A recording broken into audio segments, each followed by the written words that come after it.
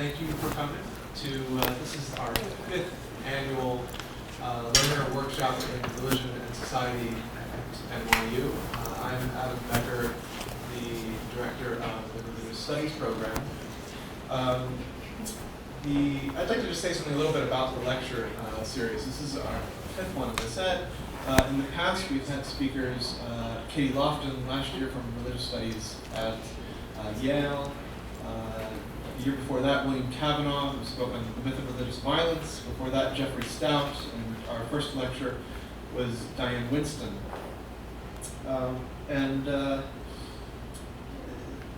We ask our speakers to think big on their topic, to build upon their own work, but do something broader and larger.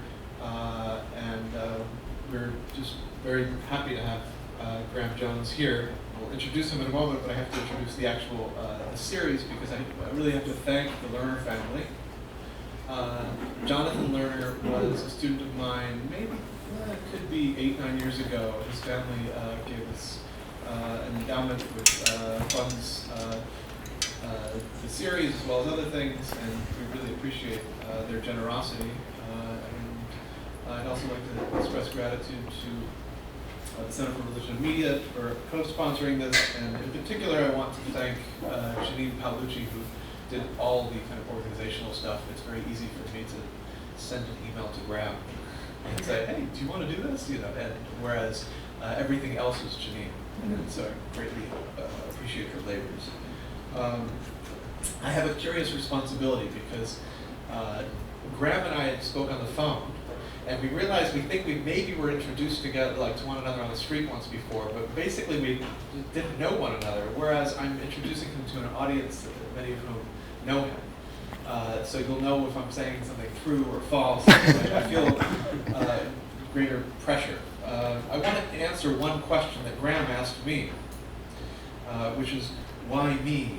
Why are you asking me? I'm an anthropologist. I'm interested in some of this stuff. And how is this appropriate to religious studies? Now, religious studies, as many of you know, is a very broad field. It has various sub-areas. There's philosophy of religion. There's even religious ethics. There's people who are more historically engaged, textually engaged. I'm more of a textual historian. There's people who do cognitive science of religion. I don't even know I don't know anything about that area. So there's a whole bunch of different subdisciplines. Now, religious studies at NYU, we have long had a particular focus on sociological, anthropological approaches to religion. We really think about the social a lot, and this is actually manifested in our actual faculty. That is, that 2 of our faculty members are joint with anthropology, so we have a very close relationship with anthropology, and we tend to be on that angle within religious studies in any case. Now, I can only say a little bit about Graham's work because his range is actually very broad. He writes on also computer-mediated communication, right? Like self-reflexivity and computer-mediated communication, which is totally beyond me. But I think the work of his that we'll be talking part about tonight, what interested me was his dissertation book, which is from 2011. It's called Trade of the Tricks.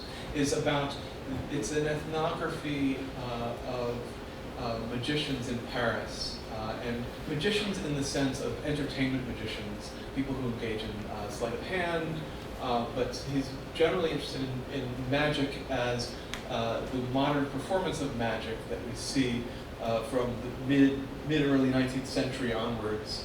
And that really interested me because so often when magic is addressed, it's usually a different magic. It's the magic of magic science, religion that we see in religious studies and in anthropology, which is different, I think. The magical performances that he addresses actually are a form of self-reflexive, self-conscious activity, which ultimately has often secularizing effects. His work really interested me. So Graham Jones, who is professor of anthropology at MIT. He did his PhD here in anthropology, and before that his BA at Reed. I'd like you to join me in welcoming him and thanking him for joining us today.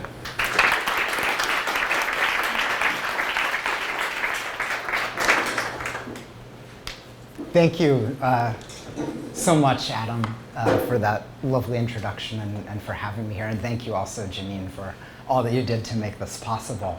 I took the invitation to think big about my topic seriously, which, as Adam suggested, in my case, meant thinking along counterintuitive lines. So I think that I'll be making a kind of argument that may be counterintuitive to some of you based on what your preconceptions are about magic, but I'm hoping that I can entice some of you to follow me down this path. As a graduate of NYU, it's a great pleasure for me to be back in a room that I never experienced like this before. I thought it was just for cocktails. And a great honor for me to be speaking to an audience today of so many friends, old and new. I'm going to be talking about some ideas that begin to coalesce while I was working on my dissertation here in anthropology a few doors down on Waverly Place 7 or 8 years ago, but which I'm only now trying to mold into a book. I wrote my dissertation, as Adam said, on magic, a canonical anthropological topic, if ever there was one. But I wrote about what is, by anthropological standards, magic in a highly unconventional form. I conducted 18 months of participant observation fieldwork, mostly between 2003 and 2005, among amateur and professional entertainment magicians or illusionists in Paris, France. My research focused on the shops, clubs, classes, and smoky back rooms where these magicians develop their illusionary skills, as well as the theaters, nightclubs, festivals, and street corners where they display those skills to audiences. Like many others, I was drawn to this kind of magic by the allure of secrecy. How is expert knowledge transmitted within a tradition that defines it as categorically secret? And how, for that matter, does an anthropologist go about studying something so secretive? But for someone steeped in anthropological thought, the topic was also theoretically redolent in ways that proved deeply beguiling. What I'll call instrumental magic has long captivated Western anthropologists curious to understand participants' belief in the influence of symbolic actions on natural events or supernatural forces. How, anthropologists have often asked, could social, cultural, and psychological factors lead inherently rational human beings to hold seemingly irrational beliefs, even in the face of disconfirming evidence? In thinking about instrumental magic, early social theorists repeatedly invoked comparisons with other overarching frameworks of belief, notably religion and science. Was magic to be understood as a form of religion with its own cosmology, rituals, morality, and symbolism? Or should it rather be seen as a form of science, applying cause and effect reasoning to interpret and perchance control the forces of nature? Were magic, science, and religion really instances of the same thing, attempts to explain and control the cosmos? Did magic, science, and religion, in that order, evolve as successive stages of a unidirectional historical arc, or were they universal aspects of human experience that inevitably coexist and intermingle? With questions like this in mind, anthropology's founding fathers forged comparative accounts of rationality and worldview on the anvil of debates about the magical beliefs of mostly non-Western peoples. It long struck me as odd that, with a few rare exceptions, for all the ink spilled in debates over instrumental magic, Western anthropologists had, paradoxically, written so little about the practice most commonly referred to as magic in their own societies, illusionism. This silence seems stranger still when considering that the discipline of anthropology matured during what my own informants wistfully refer to as the golden age of magic. the period from the late 19th to early 20th centuries, when illusionists ranked among the entertainment industry's top billed celebrities, crisscrossing the globe with sensational blockbuster grand illusion, and in the process sawing asunder countless perfectly good ladies. In contrast to the kind of magic that has traditionally exercised the minds of anthropologists, entertainment magic seemed to rely on an attitude of disbelief that allows people to enjoy mystifying deceptions as play or amusement. I clearly recognized that instrumental magic was something very different than the ludic, rabbit-in-hat, lady-in-the-box variety that concerned me. But as a graduate student, I felt compelled by the profound significance of instrumental magic in the history of anthropological ideas to chase after some meaningful connection. Like all graduate students, I wanted to feel like I was researching something of profound significance, especially when I worried that more serious colleagues could laugh at my project, even if my fieldwork sometimes did make me look silly. As much as I longed to invoke the anthropological magic concept and to activate the kind of serious-seeming comparative and intertextual relationships it promised, my material stubbornly resisted. I spent my time in the field listening to sleight-of-hand artists discuss the minutiae and lore of techniques for revealing a spectator's chosen card, or for making a coin seem to vanish from the tips of their fingers. Other than some vague generalizations about spectators' quasi-magical beliefs, what possible parallel could there be between Malinowski's account of the spells Trobriand islanders used to ensure a bountiful harvest, or Evans Pritchard's study of the divinatory and prophylactic procedures Sudanese Azande employed to cope with the ever-present menace of witchcraft? In other words, what analogy, if any, could I draw between my case and theirs? I ultimately concluded that forcing comparisons between illusionism and occult magic, illusionism and occult practices related only coincidentally via the name magic would introduce bewildering theoretical distortions into a study that was ultimately about a highly secular form of show business. By the time I wrote my monograph, Trade of the Tricks, I had adopted a deliberate and systematic nominalism, making passing reference to the anthropological magic concept in only a few scattered and highly qualified sentences. But I just couldn't shake the feeling that there was something more to the story. Partially thanks to Fred Myers. Because I'm at NYU, in my true intellectual home, among my true intellectual family, I'm going to speak a bit more candidly than I might anywhere else. Rather than presenting my talk in the form of a polished argument, I want to present it rather as a kind of subjective foray into my own personal search for the meaning of magic. It sounds like such a Disney movie. One boy's remarkable search for the personal search for the meaning of magic. But trying to understand the meaning of magic has indeed been an intellectual journey for me. And because that journey is still ongoing, I'll be eager for any thoughts or suggestions that you may have. Illusionism is, in essence, the performance of inexplicable effects through the mystification of otherwise intelligible methods. This mystification of method is closely linked to the kind of fascination magical effects exert, as witnessed by the divulgation of magicians' trade secrets as a form of entertainment in its own right. This is an ad from a cigarette company, Camel Cigarettes, that paradoxically aligns itself with the cause of transparency by exposing how a lady is sawn in half.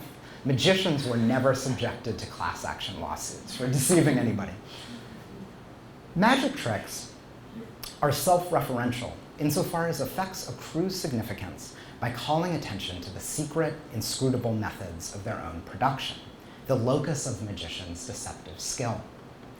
For most of the magicians I worked with in my initial fieldwork, the meaning of magical effects largely stopped there.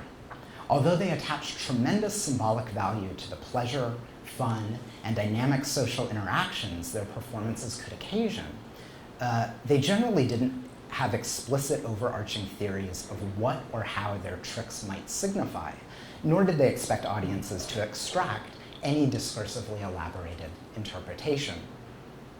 Yet here again, I have long suspected that there is perhaps more to the story. In France and elsewhere, magic is generally produced and received as a genre of spectacular entertainment, performed in recreative settings for audiences who do not expect to engage in serious interpretive activity. But it is also a genre that flirts with deep metaphysical questions about the nature of truth and reality. So much so that I have wondered how and when, under what circumstances, it might function as something akin to a religious metaphor. This is the possibility that I will be exploring at length in this talk, mostly by leading you through a sequence of examples that I myself have found useful to think with, and which will, I hope, lead you to pose questions similar to those that I find myself asking. I'll take an NYU example to start out. The Tisch alumnus, Michael Carbonaro, a magician who now has a weekly show on the True TV network called The Carbonaro Effect. Have any of you seen it? It's very good. I highly recommend it. If you go online to Google an episode, my favorite is space crabs. So just Carbonaro space crabs, and it's very good. At a time when there are more magic shows on American television than probably any point in history, Carbonaro's show is uniquely fun to watch. The premise of the show is that Carbonaro positions himself as a worker in everyday commercial venues, an optometrist, an art gallery, a hardware store, and so forth. And then he makes something extraordinary happen before the eyes of a customer or a colleague as hidden cameras film. The paranormal effects aren't framed as magic tricks and don't involve typical magician's props like cards or coins, but use objects that are contextually appropriate. Let me show you one more or less representative example. Space crabs is too long, so this is a shorter example. Hello. Echinacea? Oh. Oh, yeah, I got that. Oh, you have echinacea. Echinacea is good. It's a good start. And that's a good one. It's sealed up and everything. Yeah. What about that?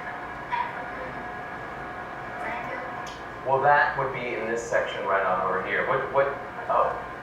But this is your, have you taken echinacea before? Yeah. It's good stuff, right? It's good stuff. Just scan this big stuff. Well, this stuff, whoops. Oh my God. Did you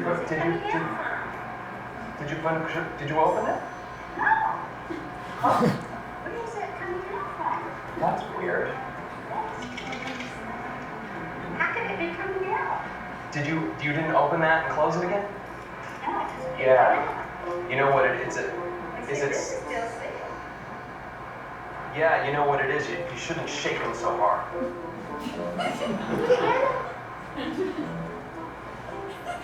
I think because it's a natural casing on the pills and a natural casing of the bottle. Well, that's what it's supposed to do, is find its way into the system. It absorbs, that's what it does. You can feel it if you hold it for a little bit, it gets kind of sticky. Yeah. Remember it was when I tried to scan it. I was shaking it.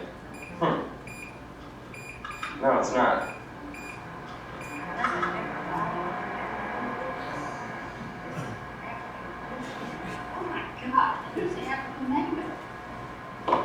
Wait a minute. I'm gonna go home.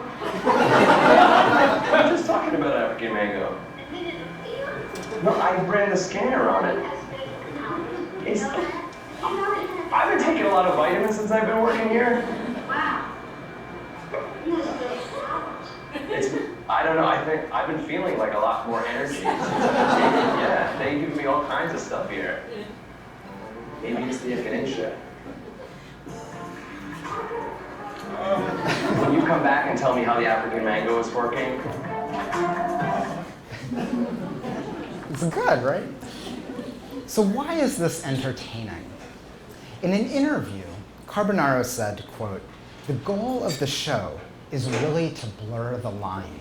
Can you perform a magic trick in a way that someone doesn't think it's a magic trick, but is something amazing that they haven't seen before? Then they have to wrestle with reality. In a lot of ways, it reveals how beautifully gullible we are, end quote. But why do we enjoy, as Carbonaro puts it, watching people wrestle with reality and vicariously wrestling with reality ourselves? Why do we enjoy revelations of how beautifully gullible we are? The entertainment value of Carbonaro's pranks seems to hinge not so much on the ingenuity of the tricks, but rather on victims' reactions to the paranormal effects and to their uptake of the absurd explanations that Carbonaro seems to more or less ad-lib, often by invoking uncertain areas of technical innovation or scientific discovery. In the episode we just watched, the customer ponders Carbonaro's absurd pseudoscientific explanation that echinacea tablets can pass through a plastic bottle because that's what they're supposed to do, find its way into the system, it absorbs. But by the end of the prank, when he has transformed the bottle of echinacea into a bottle of African mango, the victim makes a further leap, from the paranormal to the supernatural. You have special powers, you know, she says. Of course, we can take this as cultural evidence of the superstitious beliefs and magical thinking surrounding herbal supplements, but I think there's something more interesting at stake. Magical entertainments like this are inherently metacognitive, allowing us as viewers to observe in almost experimental conditions the way people more or less like us wrestle with reality, in Carbonaro's terms, revealing the limitations of their perceptual, cognitive, and I would argue cultural capacities. Cultural historians of the US, Europe, and Asia have recently connected the rise of magic as a mass-produced spectacle with the formation of distinctively modern cognitive repertoires, as a genre that positions spectators as critical, self-reflexive subjects. For magic like this to work as entertainment, magicians must be accountable to delight, but not delude, in one historian's phrase, and audiences must be willing to be deceived, but not so credulous as to mistake illusions for reality, indulging in awe, but imagining naturalistic explanations for the magician's effects.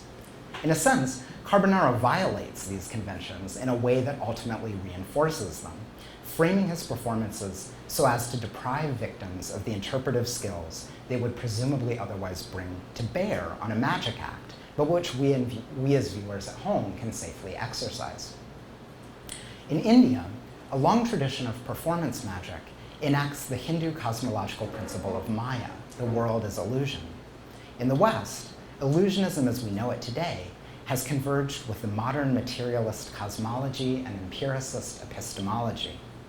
By the beginning of the 19th century, the illusionist had emerged as a powerful symbol of progress in the West, as a scientific popularizer, a debunker of superstitions, and somewhat paradoxically, a purveyor of disenchantment. Magicians of this era began to ally themselves with the cause of progress by aggressively attacking what one historian calls the dangerous doubles of illusionism, occult magic, and criminal fraud. These charlatanic doubles risk tainting stage magic by association, and entertainers carefully managed and productively channeled troubling resemblances. This is true of no one more than the illusionist who figures most centrally in the example that I now turn to, Jean-Eugène Robert-Houdin, whose short career spanned only a decade from 1845 to 1855. Still repeated, this is a 1849 poster of one of his performances.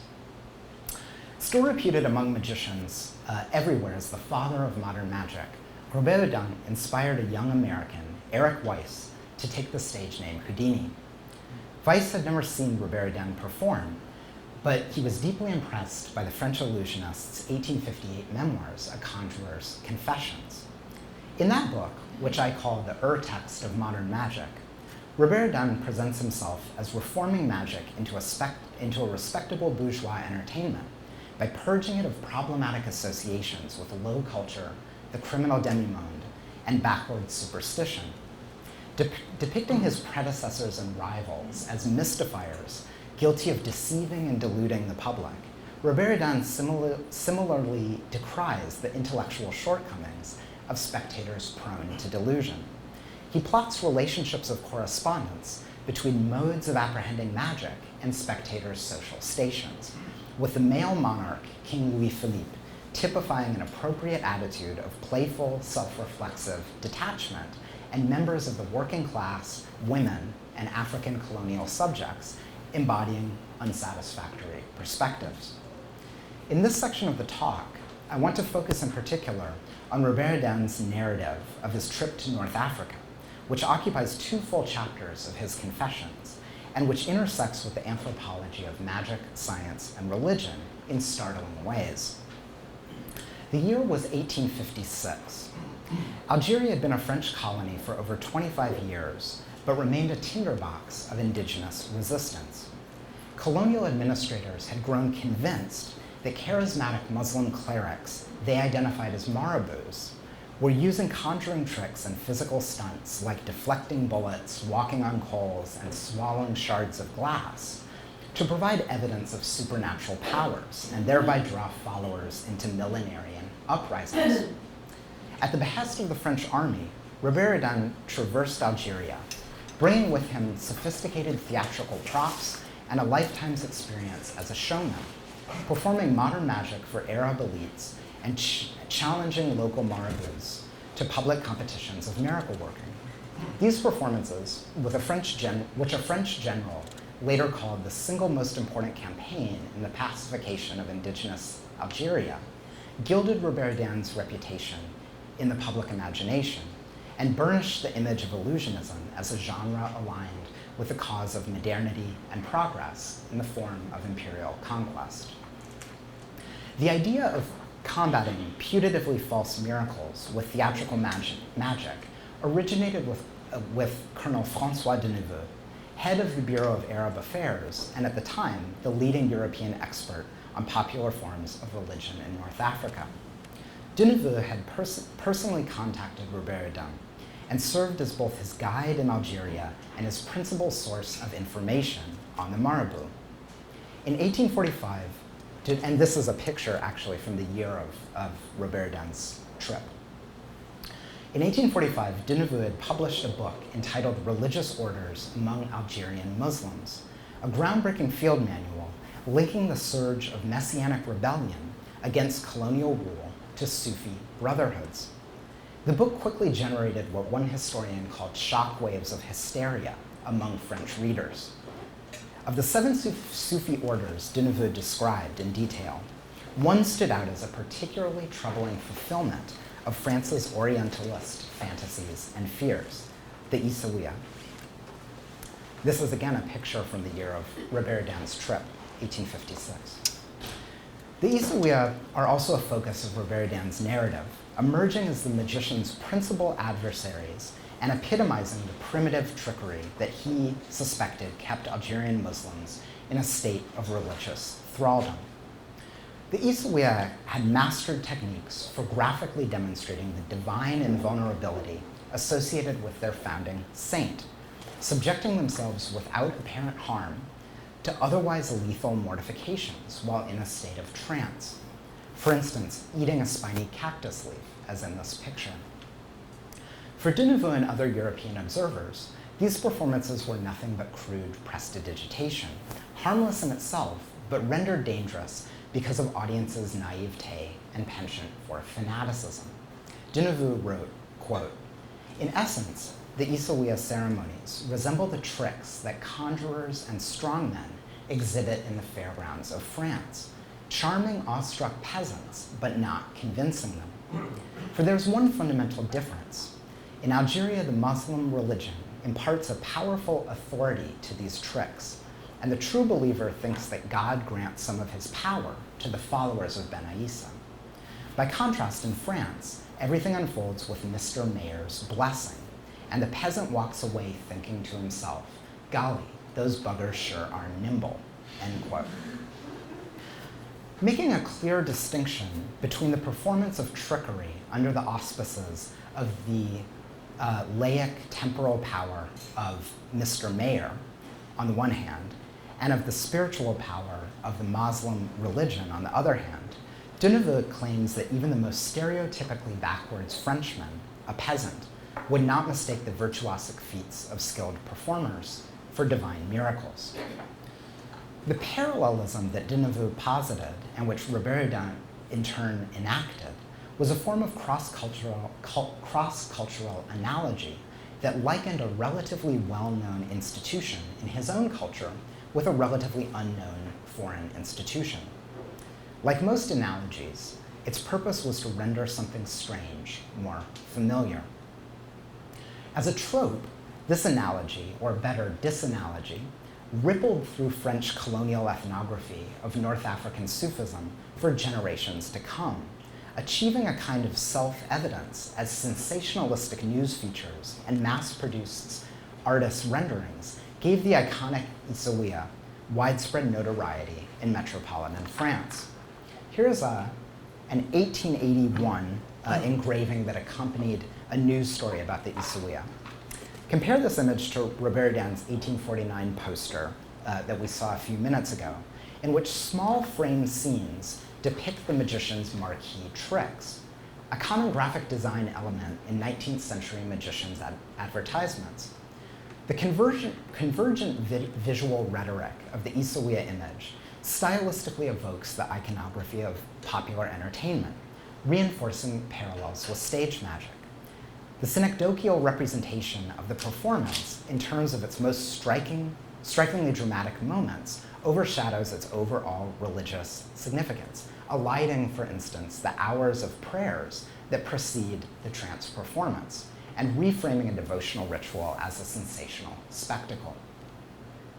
Reinforcing this analogy even further, Isaouia troops from Algeria even toured Europe on several occasions, performing as ethnographic attractions at the Parisian World's Fairs of 1867, 1889, and 1900. On at least two of those occasions, they went on to tour European stages as magical attractions. By the time that this poster for one of their engagements at a magic theater appeared in 1889, the process set in motion by Robert-Houdin's 1856 trip had come to a kind of logical conclusion.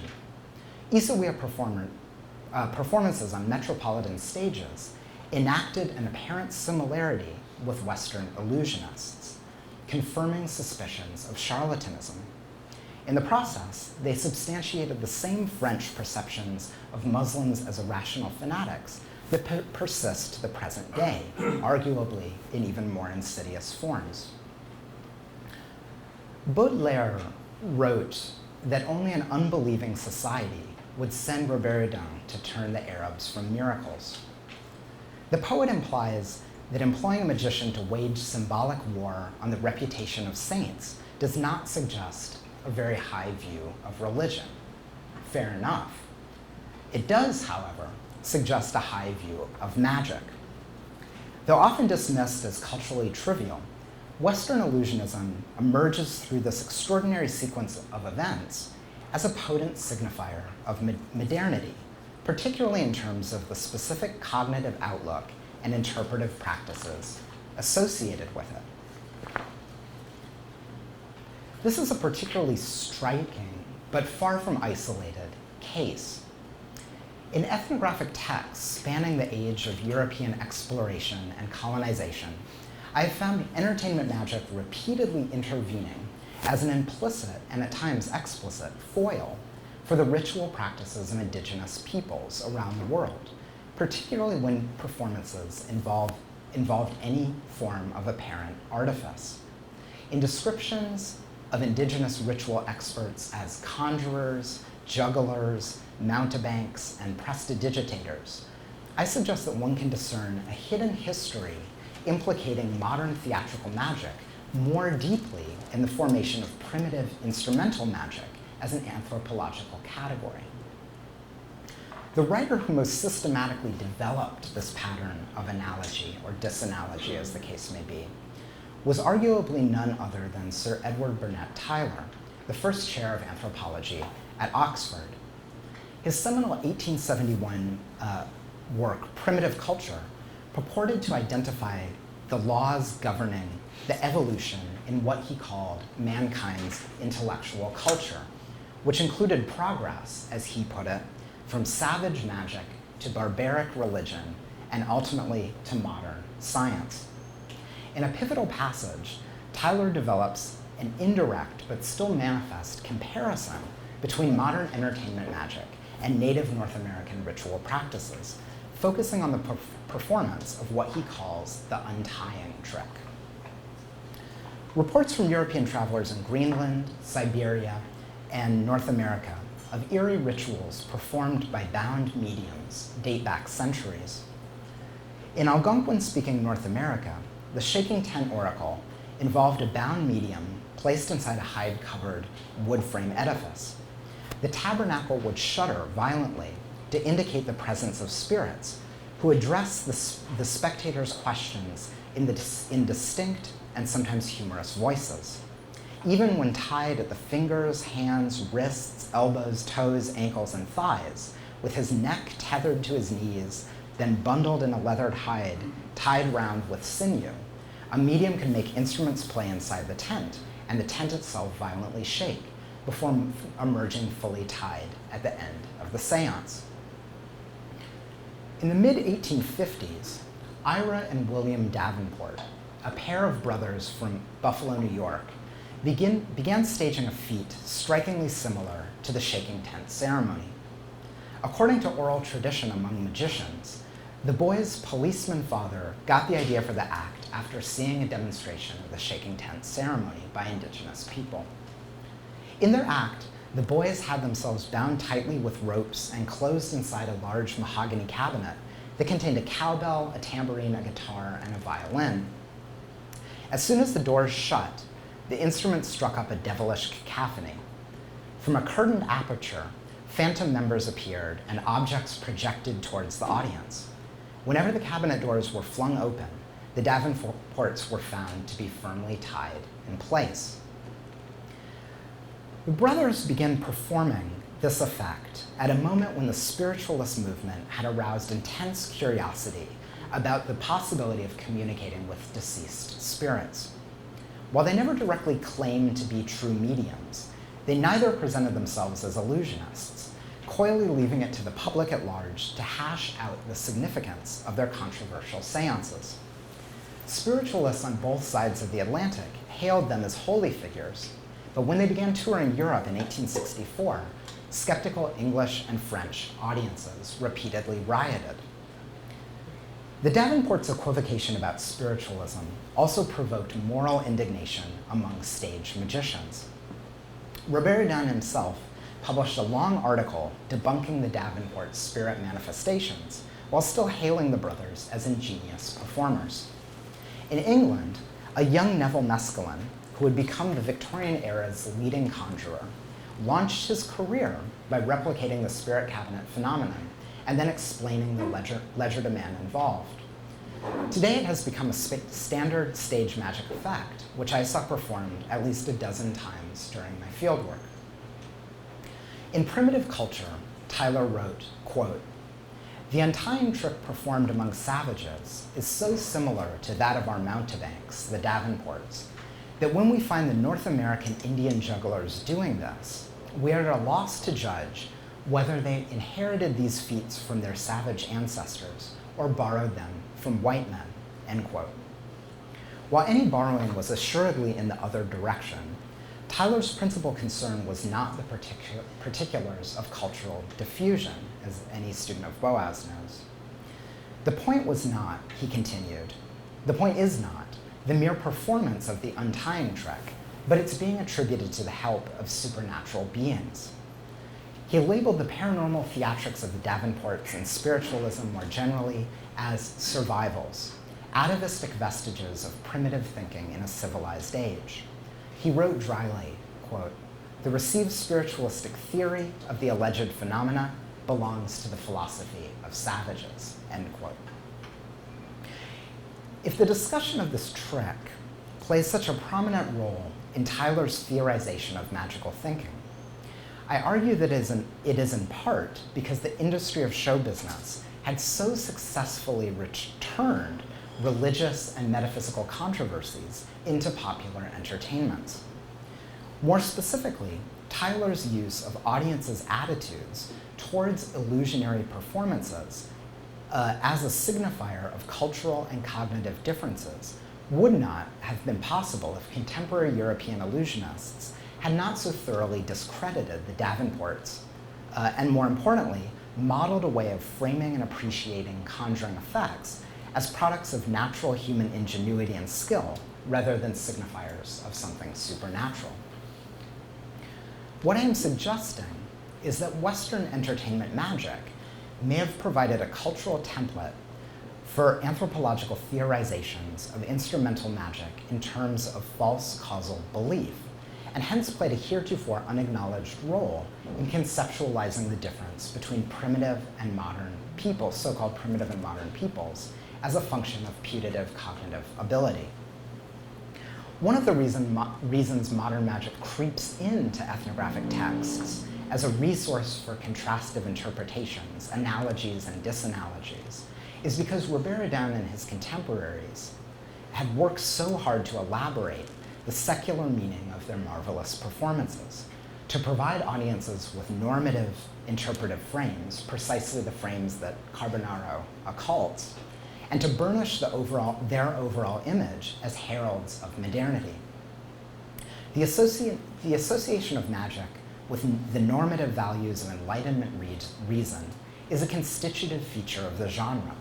Many of the magicians I worked with continue to align themselves with skeptical causes such as debunking superstition and investigating claims of the paranormal.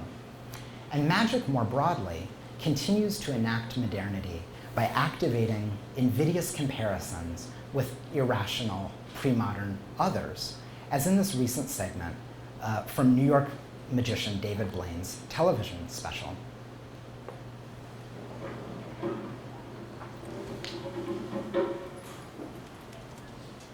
I've spent years walking around America doing magic for people, watching their reactions. I was curious how they would respond in Haiti, a culture which is deeply rooted in magic.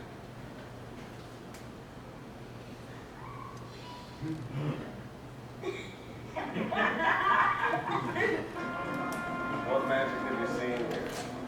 Voodoo. Voodoo? Yeah, what? What have you seen? What have you seen? What?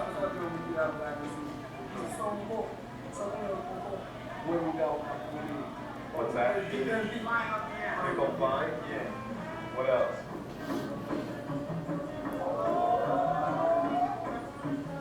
In Haiti, magic and voodoo are considered the same thing.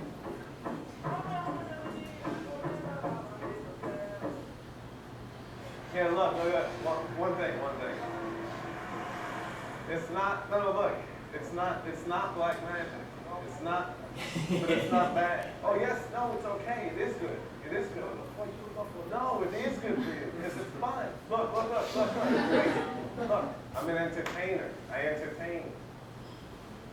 You know, not black magic though, I just entertain. You see one? You have one in your mind? Yeah? Okay.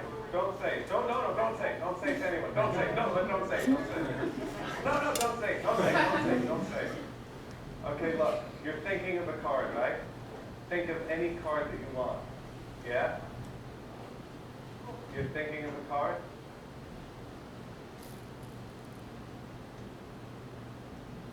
You're thinking of a card?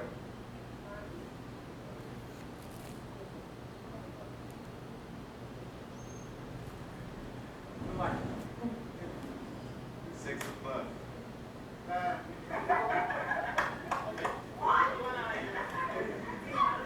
That was what he was thinking of. In your mind, always. It's different than you think. It's not what you think it is. In a subsequent segment of the same video, he voyages even deeper into what the show frames as the social evolutionary past to perform for a remote band of Yanomamo Indians in Brazilian Amazonia. Now, if modern magic like this functions as a religious metaphor, I conjecture that the religious formation it metaphorically expresses is most often a normative modern secularism. Paradoxically, this is nowhere more clear than when religious people appropriate secular magic for religious purposes. People like the evangelical Christian gospel magicians with whom I conducted fieldwork in 2007 and 2008. Evangelical Christians who convey religious messages with conjuring tricks, gospel magicians perform to strengthen the faith of fellow believers and to evangelize or witness to those who have yet to accept Christ as their Savior. Their performances are radically different from the miraculous gifts of the Spirit, such as speaking in tongues, prophecy, or healing, that constitute a basis for authority and an aesthetics of persuasion among Pentecostal and charismatic Christians. Emphatically denying that they have supernatural powers and scrupulously avoiding material that too closely resembles biblical miracles, gospel magicians take pains to present their tricks as unambiguously skillful performances intended to entertain, uplift, and instruct. I don't have time to talk about gospel magic at length, but I will share with you at least one example of the work of one of the gospel magicians I worked with, Dwayne Laughlin. Ladies and gentlemen, boys and girls, this is a picture of what God wants you to be. That's right. God wants you to be miserable. He's a cosmic killjoy. He sits up in heaven and he says, will they enjoy it? If they will, I'm going to tell them it's a sin and say they can't do it. Is that really what God is like? No, God's not like that at all. And to show you what God is really like, I want to try something unusual. I have been practicing the art of catching smiles. That's right. So if you in the audience would reach up and grab the smile on your face and throw it to me, I'll try to catch it. I believe I got it, I'm not sure, but I think I have a whole handful of smiles. So what we're going to do is take our handkerchief and push it down into my fist, which has just been touched by all of your smiles. And maybe we can change the picture just a little bit. God is not a cosmic killjoy. He's not some sort of almighty ogre who sits up in heaven wanting people to be miserable. No, the Bible tells us God is a wonderful, loving God who sent Jesus Christ into the world that we might have a life that is absolutely and totally abundant, which means happy, positive, filled with blessings. Ladies and gentlemen, boys and girls, God wants you to be happy. God wants you to be blessed. God really does love us. And because he loves us, we should learn who he is and how to live for him. Because he wants the best for us. If we live his way, we'll find the best. So that gives you a sense of how gospel magicians take secular effects to create what they call applications to biblical teaching. Given that magicians in the Bible generally oppose God and his messengers, and that Christians have historically persecuted alleged practitioners of magic, it might seem paradoxical that people like Dwayne, an ordained minister, use magic tricks to spread the gospel. I argue, along with Lee Eric Schmidt, that modern magic is only amenable to Christian appropriation and resignification precisely because the genre has been so aggressively secularized, stripped of supernatural associations, and suffused with the normative ontology of Western modernity. In short, disenchanted. Ironically, the kind of secular modern magicians that I have primarily worked with aren't all entirely happy with this state of affairs. One of my key informants, Abdul Alafrez, repeatedly told me that he considered Robert-Houdin's disenchantments inimical to magic's artistic and expressive potential. He once explained, quote, "If Robert-Houdin is so important, it's first and foremost because he conquered a new audience, resituating magic culturally, sweeping away allusions to the devil or to the occult, the cape with stars and the pointy hats, the black robes and the Kabbalistic formulae. He invented an art of the salon, performed by someone dressed like his clients. It was by using quasi-scientific rhetoric and attracting bourgeois audiences that he gave magic its deed of distinction. Not that pointy hats have been permanently mothballed. I, for one, remain quite attached to them," end quote.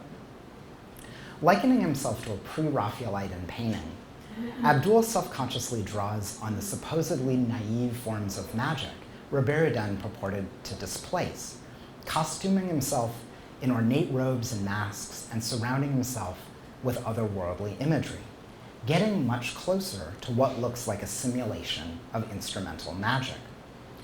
For instance, In a silent sequence of a 1998 ensemble work entitled Les Escamoteurs, or The Conjurers, he and another magician, dressed in hieratic regalia, perform a series of feats that resemble esoteric rituals more than entertaining tricks. Abdul, skulking like a hunchback lab assistant, presents platters heaped with a cottony material. His partner consumes it by the handful and then bellows smoke from his mouth. I'll just show you a few seconds of that sequence.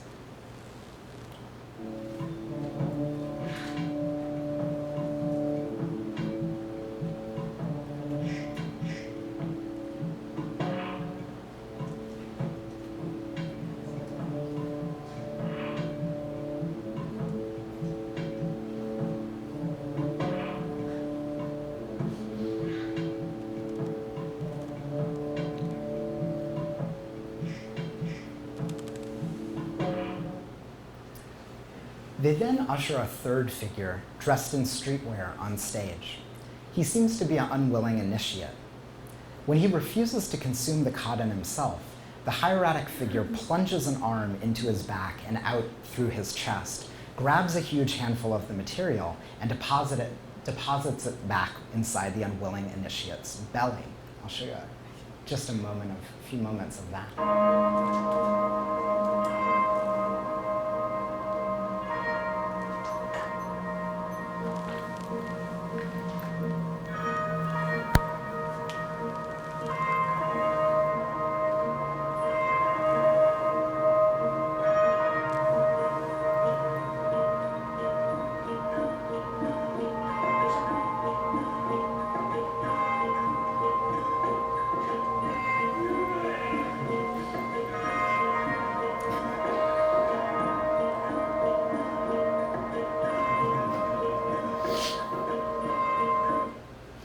In the subsequent scenes, the initiate is clad in flowing yellow robes and levitated in the air in a kind of rite of passage. In this performance, 3 magicians present effects drawn from the standard magical repertoire as a humorous but also haunting parody of sacramental rites. I would argue that they are not using magic as a religious metaphor, but rather religion as a magical metaphor. Abdul once told me, quote, opera is a high art about trivial matters, and magic is a trivial art about matters of the highest importance. By staging magic as ritual, he and his colleagues seek to remind us that, like religion, magic can pose profound metaphysical questions. What is real?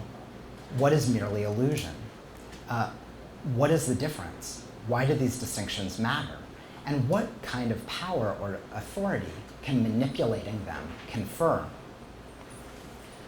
Whether or not you ultimately want to accept that entertainment magic in its standard guise can function as a form of religious metaphor may depend on how willing you are to view the kind of secularism that I argue it enacts as itself a religious formation.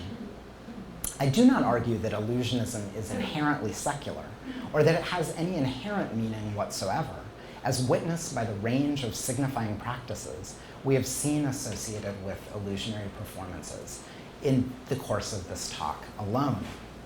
What is clear to me is that in Western culture, the close association of entertainment magic with a materialist ontology and empiricist epistemology has made it a powerful resource for signifying modernity and defining the thresholds of secular modernism.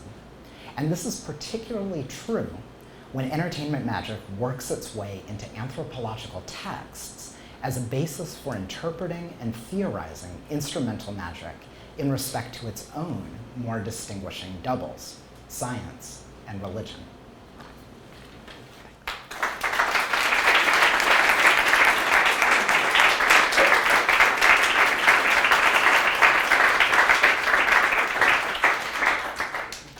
Thank you. Sure. No, I would like you to take questions for me. No.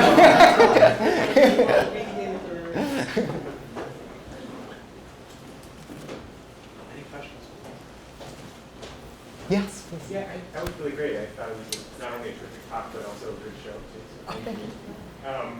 And so persuasive was your argument about show business as a resource for thinking anthropologically and also for managing bewildering others, and that this kind of performance magic that you talk about is very bound to signifying modernity. So, your argument is quite persuasive. That I felt, there's no reason to kind of feel timid about the arguments you're putting forward. But that made me go back to the place where you started, which was a boy in search of magic. As you said, boy in search of magic.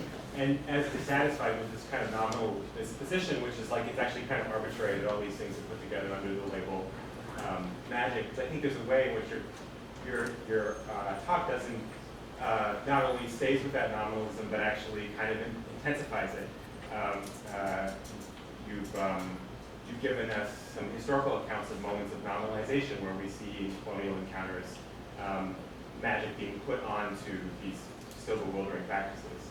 So, I mean, where are you on that kind of dissatisfaction with the nominalism? Well, I think that I should probably talk into that microphone. Thank you for that great question. I mean, I think there's prehistory to the term magic that, we can take back to the ancient Greeks, and a history after the kind of elaboration of the concept in anthropological literature, particularly in the Taylorian social evolutionist perspective.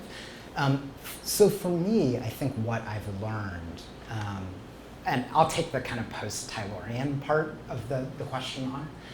I think that what I've realized is that a part of what we do so often as anthropologists, and I think as social scientists or humanists in general, is to take natural language terms and subject them to a kind of disciplining, to kind of purge them of some of their everyday connotations and associations and give them a kind of theorized valence that makes them amenable to doing a certain kind of interpretive work. So I referred to the work of Malinowski and Evans-Pritchard on magic. Evans-Pritchard argued that because the everyday term magic is so messy and has so many contradictory connotations, it's a dustbin category that should never be used in anthropological theory. For him, you should just use magic, and in any study of magic, you should use the terms as defined by the people that you're working with. Use indigenous terminology, use emic rather than edict categories.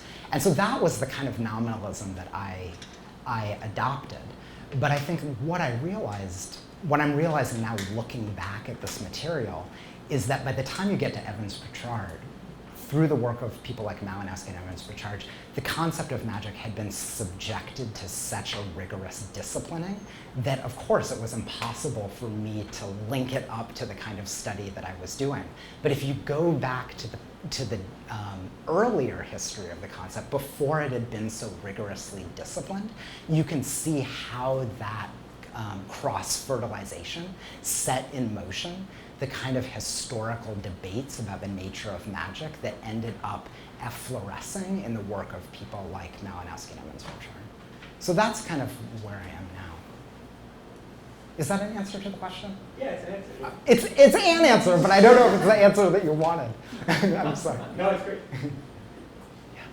You mentioned at the beginning that, like the colonial subject, women were sort of unsatisfactory observer, and I'm wondering if you could talk more about what kind of outsiders women were. Are they outside modernity, or what is that specific system that they're working in, or how does it fit in, and were there women among the people you work with in your field research, and how is that carried forward into? I mean, one of the ways that I tacitly kind of push back against it is by featuring as many female magicians as I can in presentations like this, but there are very few. And I think that a part of what's operating here is a kind of hierarchy, a hierarchical ranking of subject positions in respect to forms of knowledge and forms of expertise. Magic is a kind of enactment of expertise, and in the hands of someone like Robert Houdin, who really defined the imago of the modern magician, defined the role, the template that magicians today continue to kind of enact or style themselves by resisting. There was a very strong gender component to the kind of scientific, technical persona that he created and styled for himself. Now, when you look at the work that magicians, the kind of, what do I want to say? The kind of work of disenchantment that so many of these male magicians have engaged in historically, it has a profoundly gendered dimension to it, whereby the spiritualists who they largely disenchant and debunk are often women, female mediums, and the debunking magician is a man. And so there is, even in that work of disenchantment, the enactment of forms of gendered subjectivity that ripple through magic performance to this day. And then I think it make it hard in some ways for women to occupy, female performers and performers of color to occupy that subject position.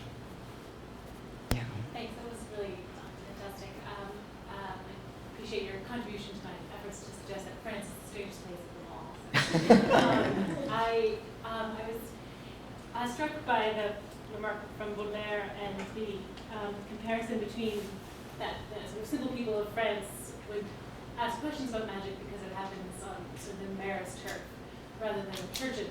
It seemed to be kind of implied, and that they would ask a few more questions of conjurers than the colonial subjects were. And I was reminded of a time I attended a wedding in a French mayor's office, and it was kind of a raucous affair, and people were taking pictures in places when during the ceremony that some of the older members of the group felt it was inappropriate, and I overheard them muttering to each other, oh, this is just the church of people, as an explanation for how that kind of behavior could occur. And it just struck me that the comparison with Catholicism, wasn't made, that or that wasn't emphasized. That, I mean, there are lots of visions happening in France at that time in the 19th century. Lots of Louvre and other places in France. There's sort of lots of you could call it conjuring of seemingly illusionary things. But it's interesting that those were often women who were having these visions, and they were then kind of declared insane by them, or declared mad, or there were lots of women's diseases that they were seen as having, rather than the kind of act of conjuring or illusion or trickster magic that seemed so appropriate to understanding what was happening in Algeria. I'm just wondering if there were comparisons with the conjuring elements of Catholicism. Yeah, that's a very astute question. I think that when you look at the work of someone like de Neveu, I mean, he comes out of a military academy. They're deeply steeped in anti-clerical ideologies, and I think you see in this work that they already had a pre-existing anti-clerical template to transfer onto this kind of Sufi ethnography. So I think that the things that he says about the Isawiya and the other Sufi orders are ideologically overdetermined by an implicit anti-clericalism, an implicit Republican anti-clericalism. But in terms of the kind of the analogies between other kinds of mystical practices in a French context, the place where that really gets elaborated, which I write about elsewhere, is not so much in the kind of ethnographic literature, but it's by the mesmerists and the other kinds of occultists, people doing research in the occult sciences see a kind of overarching parallel. And that's where you see that there really are a kind of plethora of analogies that could be drawn. And so what's interesting to me, I mean, you put those things next to each other, is why does this one, it's very difficult ethno-historically to reconstruct what these kinds of performances would have meant in an Algerian context to indigenous audiences. I mean, I have some strong thoughts about it, but it's very hard with any kind of certainty to get back to what it might have been. But I think what's important to me in the story that I want to tell is how obsessively French interpretations recur to this disanalogy with modern magic and what that says about the cultural and ideological context of contemporary France, because that's ultimately my object of analysis. Right, just to follow up, because in some ways it is a historical trope, but it also is protecting Catholicism from that comparison, right? It also keeps it above. That's true. That's true. It's a completely wild association, but I can't get it out of my mind at the moment. Since you kind of talked a bit about technology, magic is technology, and in Levi-Strauss, the sorcerer's magic is very much addressed to the deconstruction, right? I mean, so in sorcerer's magic, the Kessalid, the Northwest Coast doubter, wants to show. So it's kind of interesting. I'm curious, how do you think that fits into this sort of narrative? What do you think Levi-Strauss is doing with this kind of moment of the deconstruction? Here, so Kessalid is kind of like the Robert Houdin, right? But of course, he finds himself enchanted. Well, I don't think that I don't know if this is I don't know if I can answer the question, what was Levi-Strauss doing with that? That's a hard question. Actually, the question is, where does that fit into this kind of that kind of story? Yeah. Well, this is one of the reasons that I'm so profoundly suspicious of the kinds of interpretations that these French colonial ethnographers were generating, but that many other ethnographers of other places generate, is that it's very hard to know what, in a description like this, what even counts for belief? What is belief? What does it mean to say a group of people believe something? There's, I think, a wonderful article by Gilbert Lewis, a very short article about shamanic healing, a shamanic healing rite or series of rites that he observed in New Guinea, where it's a form of sucking shamanism where the shaman extracts disease elements shot by witches into people's bodies, so bits of bone or other projectiles. And he talks to, I think the article is divided into kind of 7 little vignettes. He talks to 7 people about it, and they're wildly divergent interpretations. Some people say it's nonsense. Other people say the Kessalid kind of trope, well, this one isn't real, but the guy over the hill can really do it. Some people say, I don't really think it's real, but it makes people feel better, so it's fine. So, I mean, the stories like that really instill in me a lot of epistemological reservation when it comes to talking about what anyone actually believes, because so many of these things are transacted in a kind of very contextual and situated manner. It's very hard to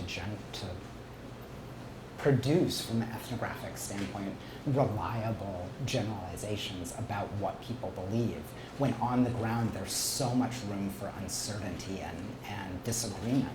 I think what's been interesting to me about it is to see that these kinds of performative illusionary techniques, which are, as Jell calls them, techniques of enchantment, can create these effects of uncertainty around them, these captivating effects of uncertainty that can be employed and deployed in so many different kinds of contexts to create different kinds of social work, of social attachment. I don't know if that was okay. Thanks so much for that very entertaining and thoughtful talk.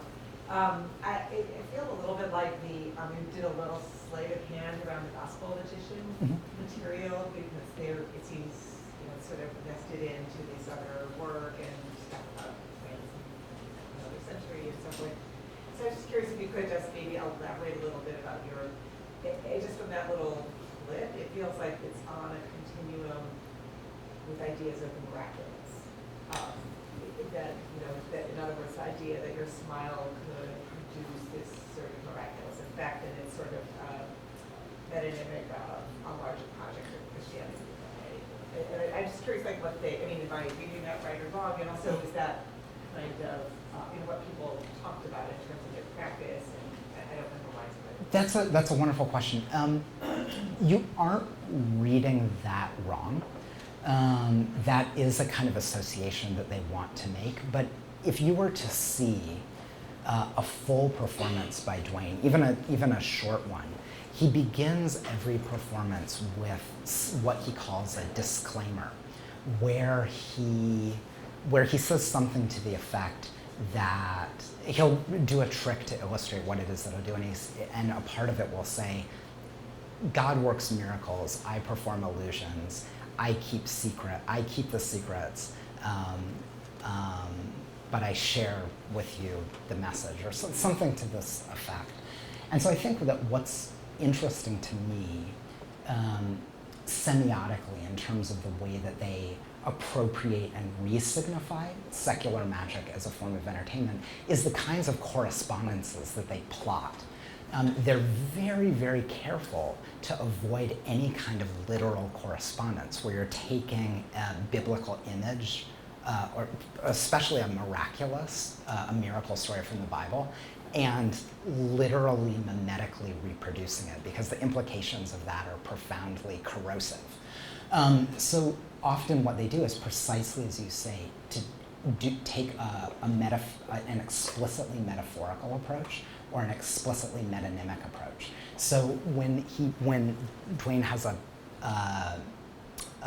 sequence, an effect about Jesus' healing of the blind man, and so for that he has a cane and he transforms it into a scarf. I mean, I guess you wouldn't actually heal a blind man, wouldn't really be a magic trick, but so it's always a kind of metaphorical or metonymical correspondence. And so the way that they, what they call routine these things, is the essence of it is to take the kind of action or verb that the magician is performing, a transformation, a vanish, and plot it onto a biblical concept. The scarf vanishes like Jesus takes away sin. The scarf transforms like Jesus can transform your lives. So it's always a metaphorical. So it's like good to think with. Yes.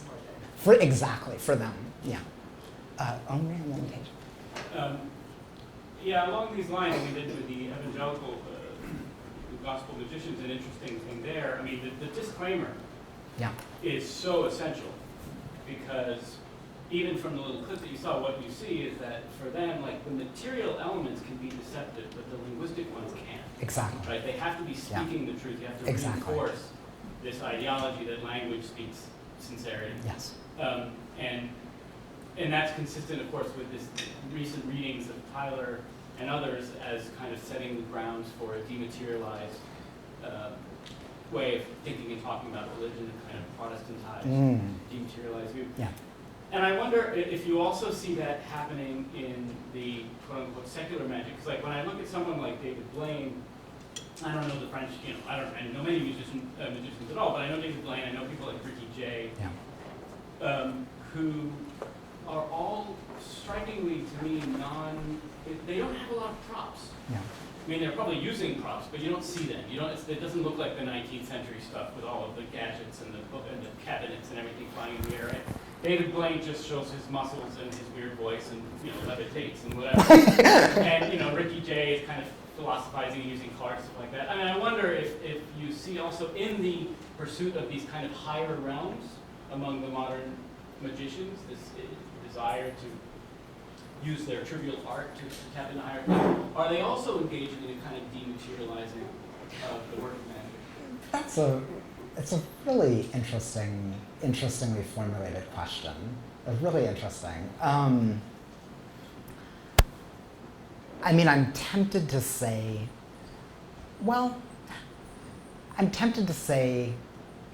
yes and no. I think there might be two different axes operating here that might intersect at some point. I mean, I think that what you're seeing when you're talking about someone like David Blaine or Ricky Jay are magicians who specialize in close-up magic, which is really the kind of other side of the far swing of the pendulum towards magic that's done not in a giant auditorium with huge boxes that can be seen 100 rows back, but things that really required people to be very close together and that emphasize the embodied dexterity of the magician, not a kind of objectified technology that does the work. And I do think that historically there has been a kind of shifting emphasis towards that kind of magical virtuosity that, in my mind, represents a kind of response or corrective to the excesses of televisual entertainment, that it really brings it back to the magician herself or himself. But what you see in that, when you work as an anthropologist with those performers, what they repeatedly say is important to them about that kind of work and what it means to them is the contact with the public. It's about talking to people face to face and the kind of open-ended, fun, expansive and dynamic social encounters that the magician engages with. And so in that sense, I do think, this is a wild leap, but you said it, not me, that I think that maybe you could kind of make a cultural connection between the efflorescence of that kind of magic and the kind of a kind of evangelical revival. That's far out. Hi, Greg. Thank you. I have two. One is a question, one is a comment. The question actually, it kind of follows up. Maybe to have you elaborate, because I'm just thinking about the mediated nature.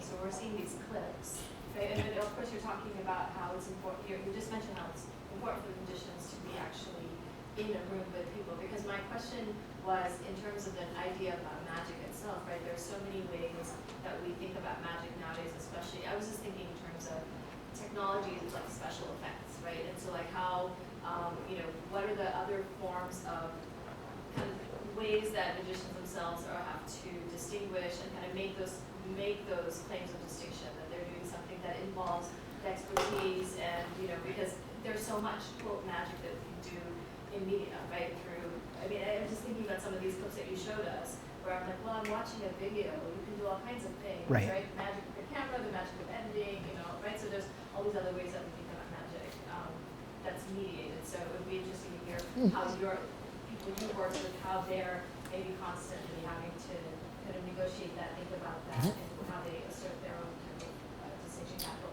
The other thing is more like a comment, which has to do with religion. Okay. Because I was intrigued when you said you mentioned the Hindu concept of Maya and illusions. But of course, at the same time, I was thinking about, I don't know if you know if this came up in any of your thinking or work. There's this one very famous spiritual quote, or sometimes referred to as God man, in the context, Sai Baba, who magicians went to great lengths often to debunk because he does a lot of sleight-of-hand. So I was wondering if you had any thoughts about that sort of story. Well, the expert on Sai Baba is Tulasi Srinivas. Yeah, but she's not really talking about. But I persuaded her to write an article about magic, which is. I haven't seen that. It's out. So she just has an article that just came out about that. I think I can give you the reference. It might be in print. So I won't. Yeah. But just the thoughts about the religious aspect of. Oh, okay. Wow, that first question was hard enough. Sorry. Weren't you supposed to be answering this? Okay. I'm going to try the first one and see if I can manage the second one after that. So, yes, it's a very perspicacious remark that indeed magicians need to manage potentially problematic intertextual relationships with other kinds of miraculous technologies. the comparison with special effects is a really, so what a part of the performance for them is that even when they're, and this even Robert Houdin talks about this. Robert Houdin says, when your tricks involve no skill, no dexterity, your goal is to persuade the audiences that they purely hinge on your embodied virtuosity. When your tricks involve no mechanical elements, no technologies, your goal is to make the audiences think that it's purely about a technology. So a part of the magician's performance is to falsify the audience's attempts to ever explain what it is that they're doing. To be able to successfully falsify hypotheses about how tricks are produced, you have to have a sophisticated understanding about the kinds of cultural apparatus that the audiences are going to bring to bear on your tricks, which are constantly changing. When you have the possibility of all the kinds of possibilities of concealed communications technologies now can really undercut some of the effects that magicians traditionally perform. And so the magician has to make sure that people know that that's not how they're doing it, even if it is what they're doing. So that's really important. Now but there's even another level beyond that in which special effects are a useful but also problematic foil for magic. Because magicians often say, when you go to the theater or you go to see a movie and there are special effects involved, nobody says, oh, it's just a trick, because they're telling a story and they're using the special effect to, for the purpose of kind of mimetically constructing this world. But in a magic performance, the point of the performance is usually the exhibition of the technique whereby the illusion is accomplished. It's very hard for magicians to create that interpretive kind of world or frame in which the illusion is embedded in the telling of some kind of story. So they're constantly, on the one hand, the point of the performance is to titillate that desire to explain, but they're also constantly kind of fighting against it because they don't want to just be limited by that. Now, in the Indian case, with the kind of really, the other person who's written about that is Johannes Quack, who wrote a book, I think, called Disenchanting India, I'm not sure if that's the name of it, about the skeptical crusaders who often are allied with magicians, if not magicians themselves, in India. And I think that he makes the argument that it's really a kind of indigenous modernity, that really they're taking on the kind of rationalizing and disenchanting efforts of the kind of previous colonial regimes.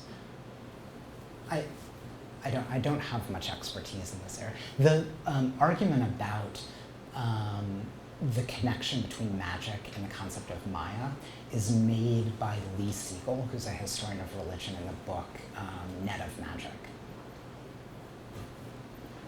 which is an ethnography of street magicians in India. Yeah. Oh. You got time? Yeah, one more time. Okay. You could do Okay. an hour and a half. Okay.